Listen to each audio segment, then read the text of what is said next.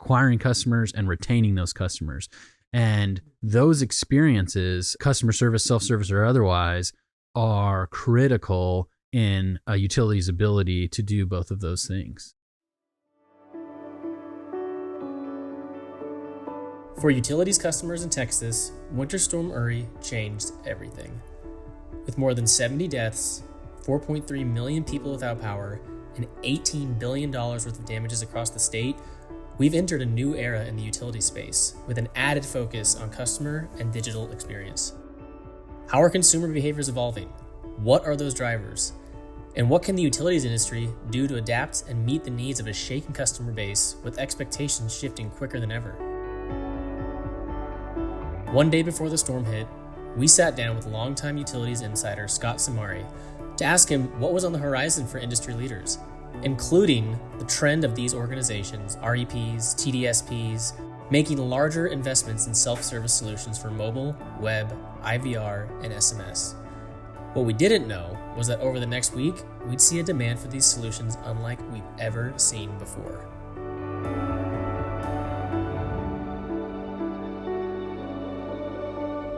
You worked in industry for a little bit, and then for the better part of the last decade, you've been partnering with utilities companies, REPs, TDSPs, and helping them with what exactly?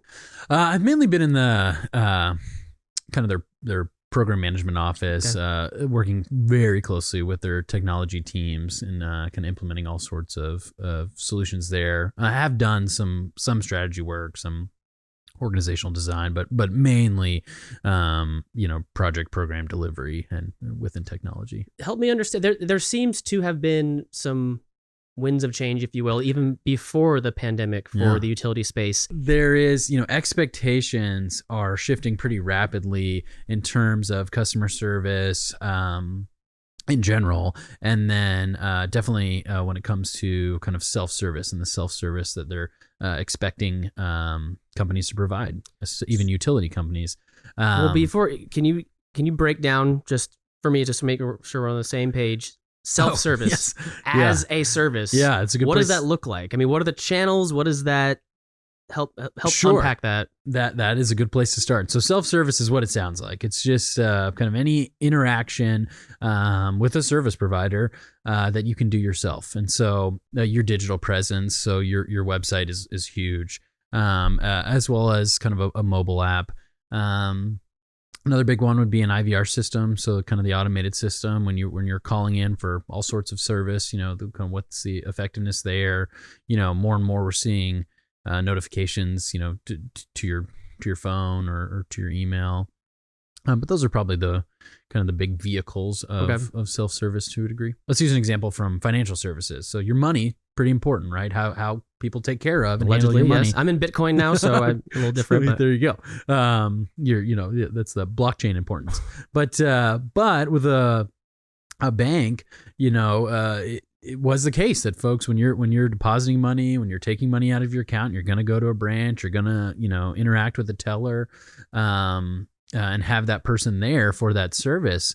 And then, at some point there was the introduction of ATMs, right? So just kind of a baby step into self-service. I feel like I have some of those things. There's a website I can go to. Good.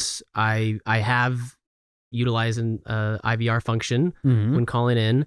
I might have gotten text before, but I guess what I'm asking, what am I missing? What's the difference between what maybe I've experienced and maybe what most of versus what else? What are the other options? One of the really interesting things I saw that really kind of got me thinking about all this was this J.D. Power and Associates report where they did a satisfaction assessment of websites, and utilities are ranked literally last out of all many? websites. How many industries? No, it's looking at kind of a comprehensive assessment of all industries. Okay. And looking at that for a second, I don't know why that is necessarily the case. I mean, when you look at utilities, there's this mix of regulated and deregulated. You may not always have for a TDSP, you may not always have the choice. That makes sense to me. Where's the incentive for a TDSP or a regulated market, right, where you have a lack of choice in the matter? Do customers have a voice in that? And I think that's what I would argue is they do have a voice. And we've seen it in many cases. It doesn't take much, in a deregulated environment, something like 30% of people, when they have a bad customer service experience with a utility, will just switch utilities. But when you don't have that option, it doesn't mean the utility can just do whatever they want, right? There's still municipalities, state legislatures, public utilities commissions.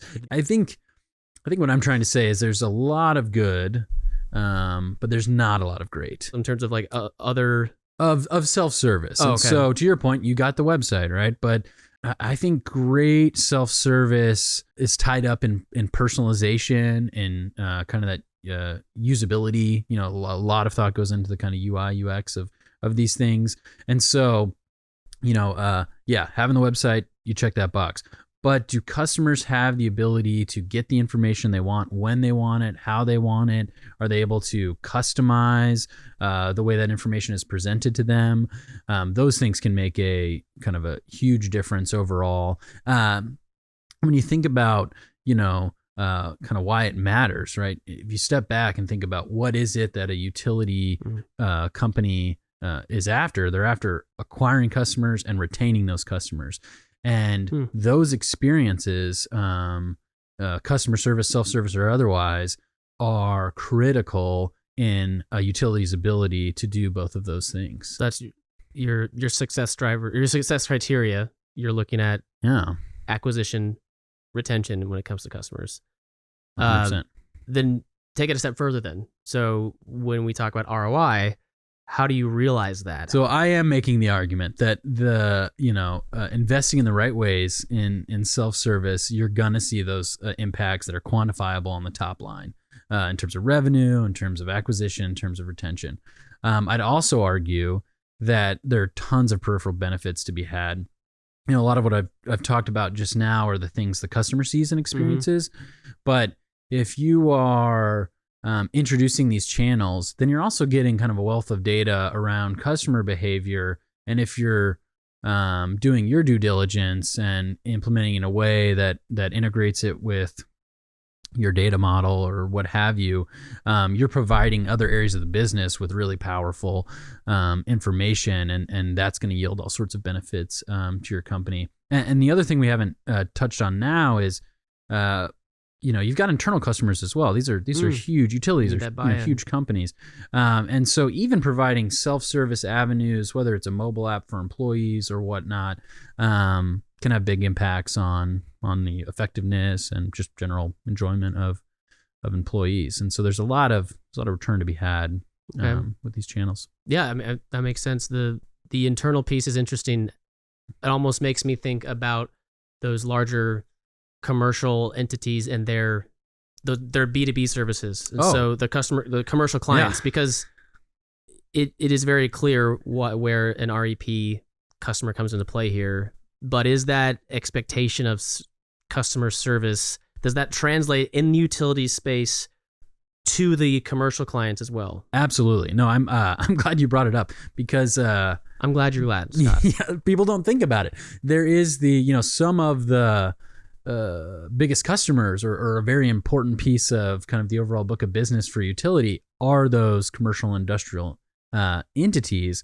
And while I think when you look at the data, it suggests that, they certainly want level of interaction. They don't want to self-serve into kind of setting up the agreement with their utility. But once the agreement is established, I saw that like 80% of those business-to-business relationships want all that same self-service functionality. So they don't want to have to call their account manager, every month to figure something out. They want to be able to self-serve. And so just to underscore an important point you kind of alluded to is investing and introducing these, it's across the board. It's not just residential. It'll have benefits for all of your types of customers.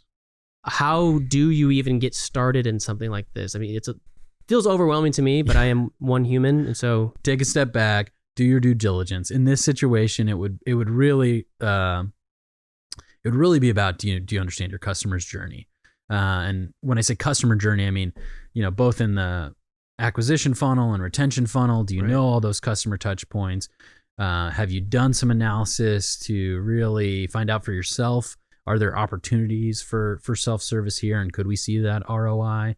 Once you've done that, then you got to bake it into your overall plan. I mean, it really is. Don't treat this as a kind of a one-off thing or a pet project. Really bake it into that strategic roadmap.